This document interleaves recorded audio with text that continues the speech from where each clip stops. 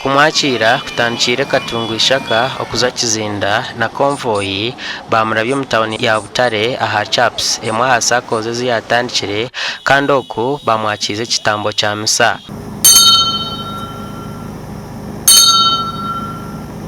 Wavyona ati na mwana na muti murikwera gubashumeho gubumenemwe n'abana banyu n'ebintu byanyu amahagara ganyu bona. Amen. Mwebale Paolino akagambira emirundi mingi namunga omubwire bw'okuhemuk'omumagara ge nyowe nkunda Uganda ahabw'ebintu bikuru bishatu. Uganda ekamukora omushaija ebiro 28 okwikumi n'ebiri 1998 Father Paolino akagira ekiteekateeko kyo kugira ngu amobilizinge arundana abantu ba egomborera ya Kyamuhunga babase kutandikaho ekibiina kyo kubiika sente. Akozire parishes ibiri ya Kyamuhunga yarigireyo yazo mparishi ya Rashiri omuri Nyabushozi niwe yagitembwire inango yatembura no za parishes zindi nkina.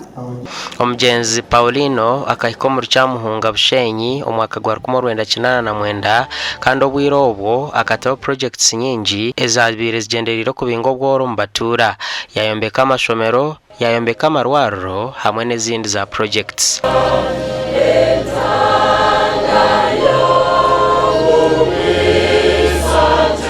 abo kuba gitu umukundwa naho afuere obyomwehereza yuso ushimuka nozikwa kandi wanali wabo nongana bya byayire shete ngo ekyo kutamuna ziko mu Uganda kungoga byarata kigamba twadrash amateka tusime obukitiisa President wa Uganda Yoweri Kaguta Museveni tebuhaburwa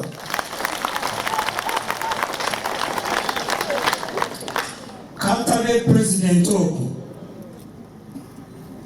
kana kuyichereza mu minisita we ekintu abantu basokutakibasa ebitongole byona ebyokutebekanisa omukoro ogu tuhereza okuganira kurungi otuhereza okwikirizangana kurungi otuhereza okugwaje. Omugenzi Paolino aferirwe muri Itare kandi akasiga yarama okuzikwa omuri Uganda. Gasha kwa Ben Mohoz.